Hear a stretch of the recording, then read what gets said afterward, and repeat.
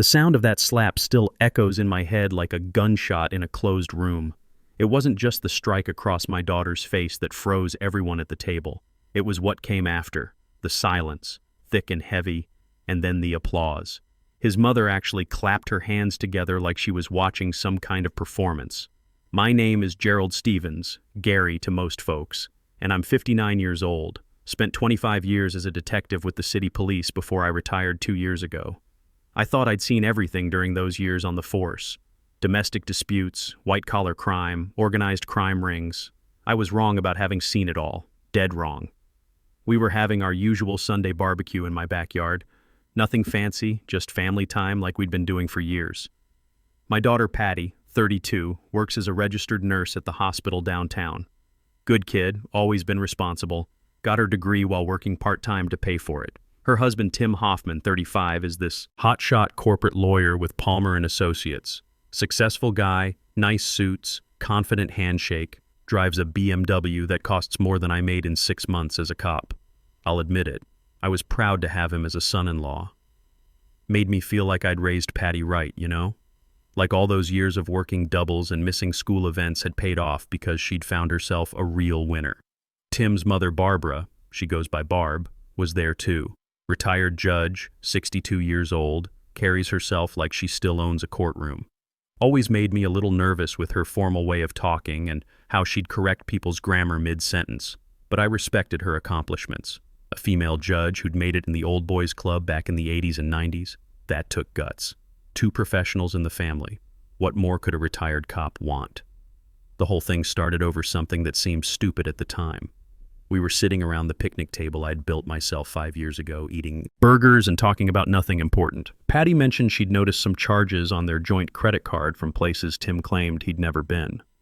Business trips to Vegas, Miami, places that didn't match the travel receipts he'd shown her for tax purposes. Nothing accusatory in her tone, just curious wife stuff. The kind of conversation married couples have all the time. "Honey, I'm just trying to understand the expenses for our budget," she said, cutting her burger into small pieces like she always did. "The hotel charges don't match your itinerary." That's when Tim's whole demeanor changed. I noticed it immediately. Old cop habit of reading people and situations. His jaw tightened, his shoulders went rigid, and his hands stopped moving toward his beer. His voice got cold, controlled, like he was talking to someone he didn't respect. "Don't question me about my work, Patty. You don't understand business finances."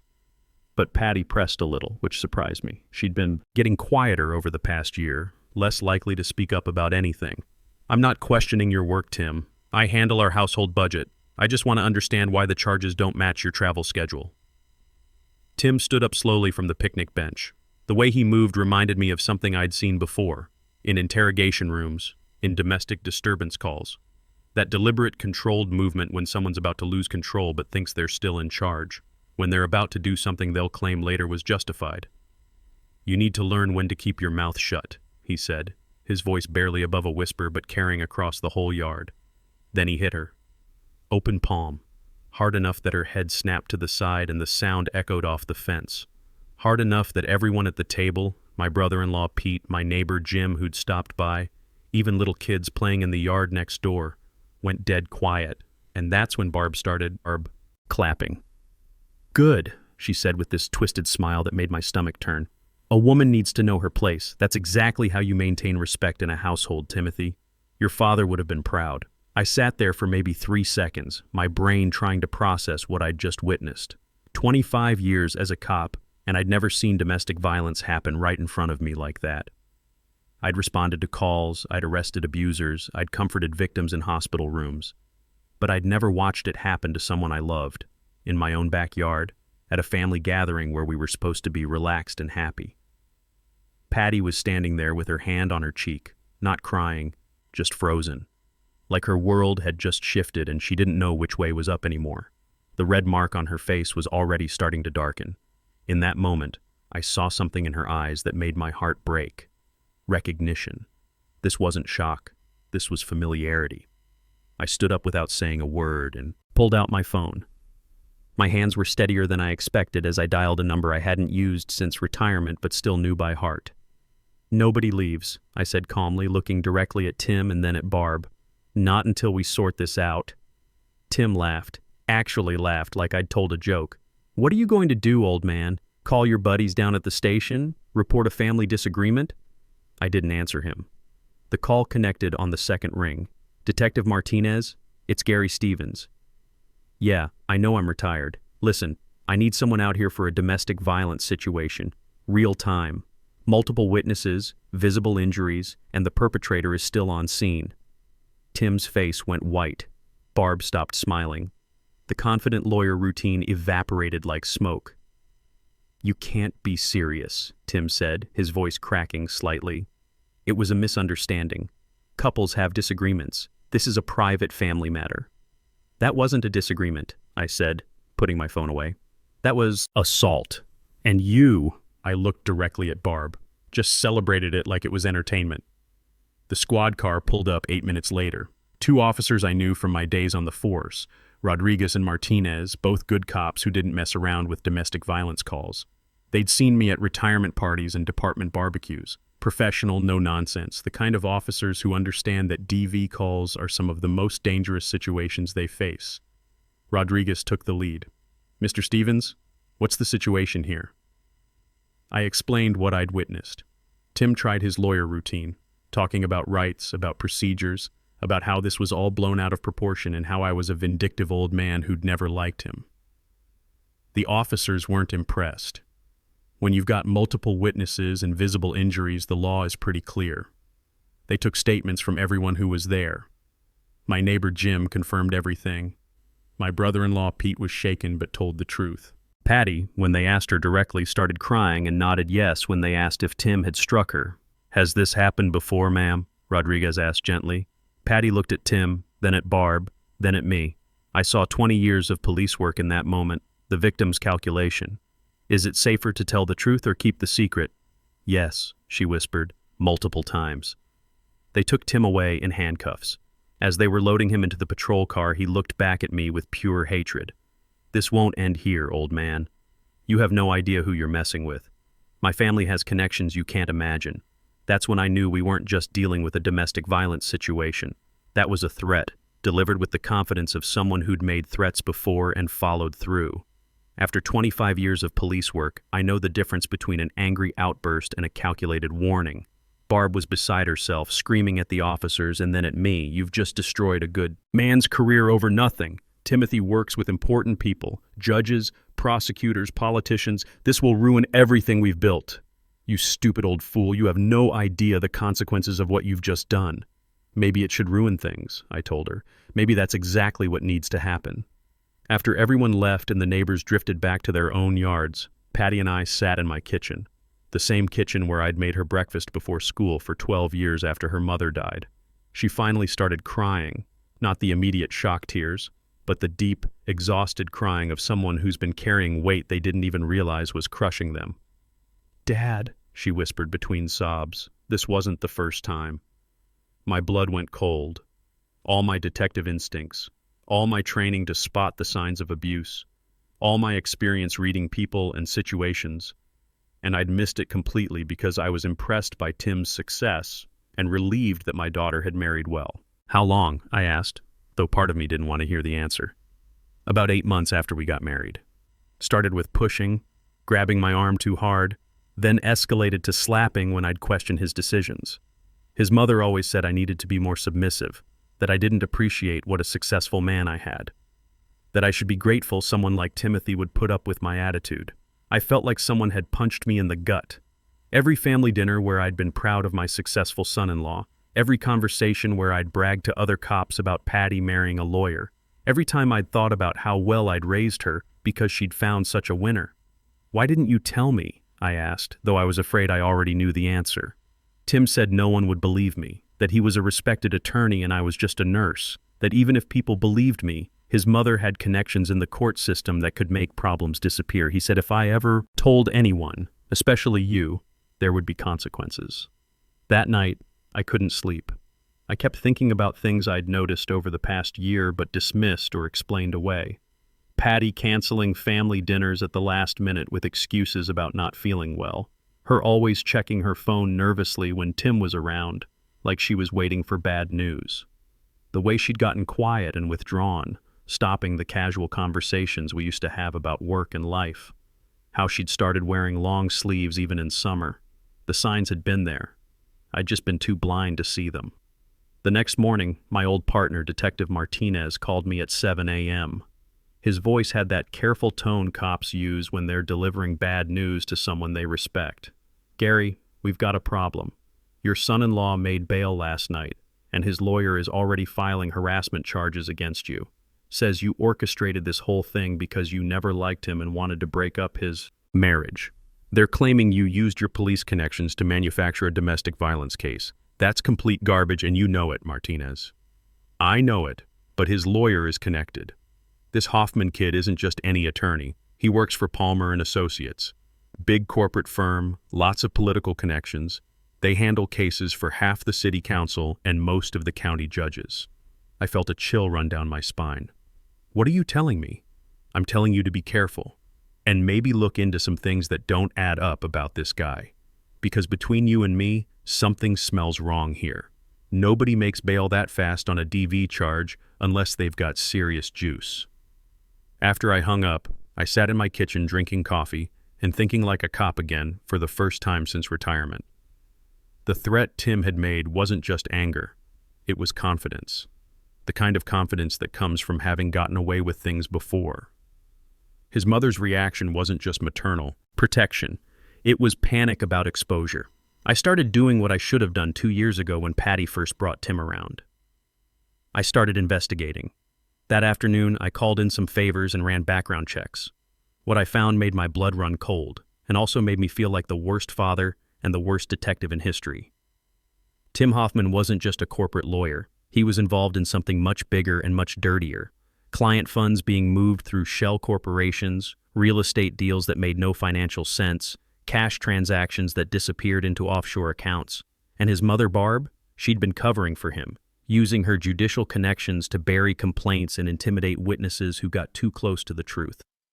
My daughter hadn't just married an abuser. She'd married into a criminal organization that had been operating under the cover of legal respectability for years.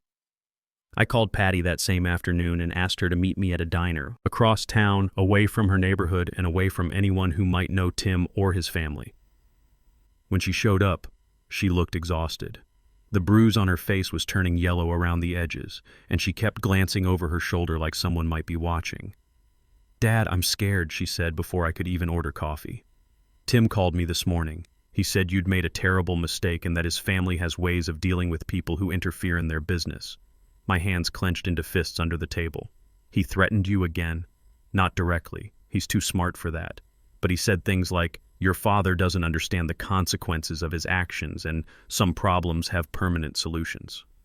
He kept mentioning how his mother knows judges and prosecutors, how they have friends in important places." I leaned forward and lowered my voice. "Patty, I need you to tell me everything about Tim's business. The trips, the money, the phone calls he takes in private, all of it." She looked around nervously, then back at me. "Dad, I can't. You don't understand what these people are capable of." He showed me news articles about people who'd crossed his family, witnesses who'd changed their minds about testifying, business competitors who'd had accidents. He showed you articles about people getting hurt. He called it educational reading. Said it was important for me to understand how the real world works, how powerful families protect themselves. That's when I knew we were dealing with something much bigger than domestic violence. This was organized intimidation, systematic control. Tim hadn't just been hitting my daughter. He'd been terrorizing her with the threat of what his family could do to people who opposed them. But Tim and his mother had made one crucial mistake. They'd threatened a retired cop who still had friends in the right places, and they'd underestimated what a father will do to protect his child. Over the next week, I built a case, the way I'd built hundreds of cases during my 25 years on the force.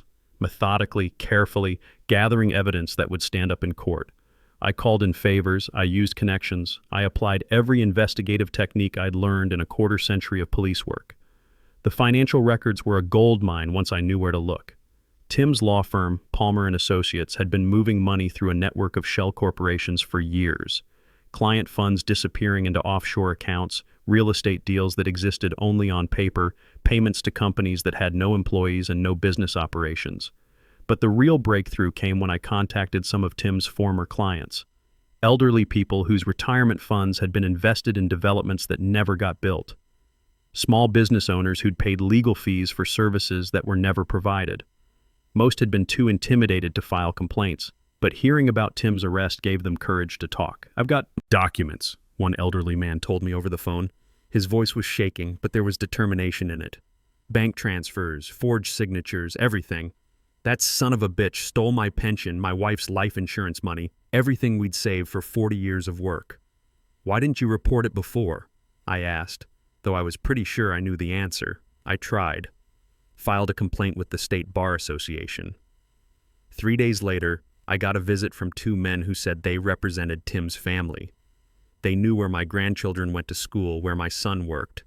They said accidents happen to people who make false accusations against respected attorneys. I felt sick to my stomach. This wasn't just white-collar crime. It was a protection racket operating under the cover of legal respectability. The pattern became clear as I dug deeper.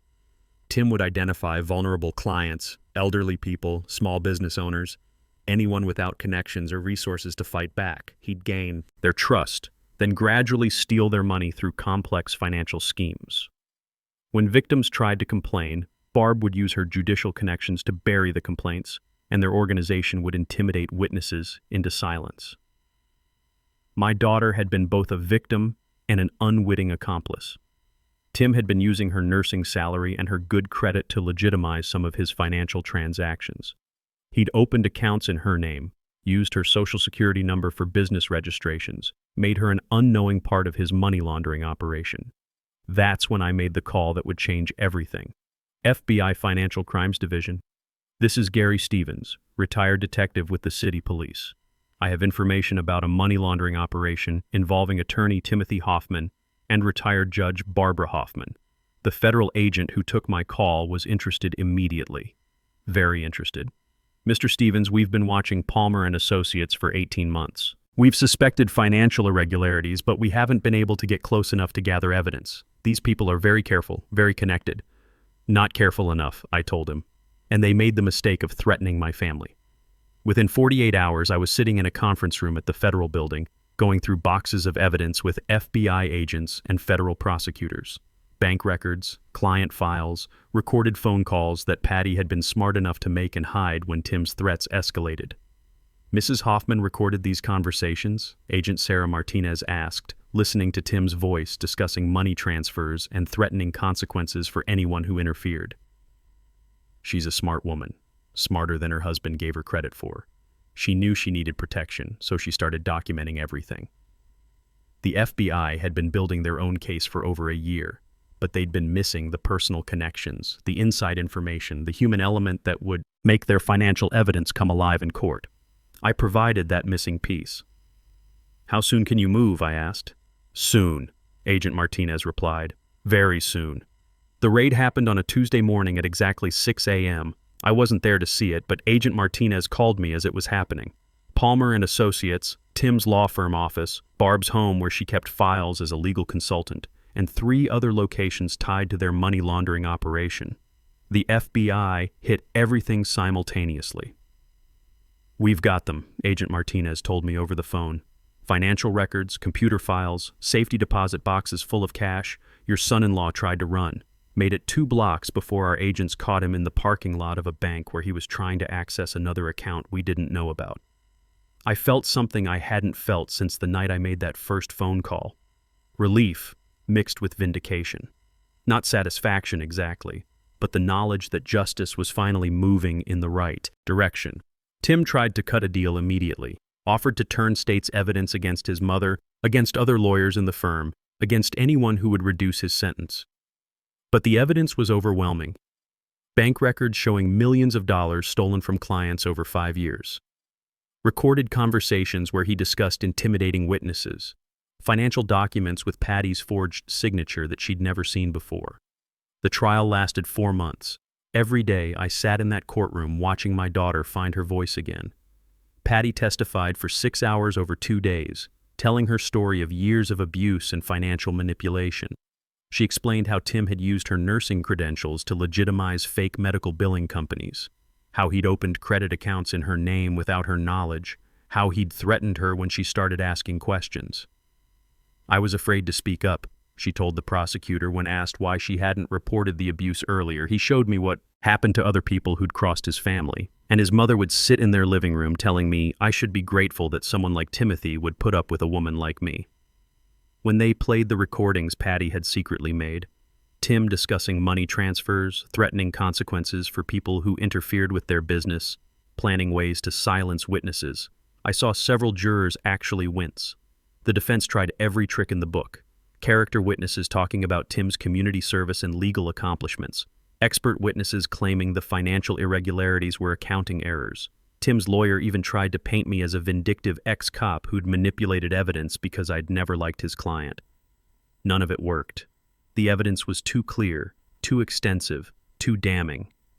When the verdict came down, guilty on all counts for both Tim and Barb, I felt something shift inside me.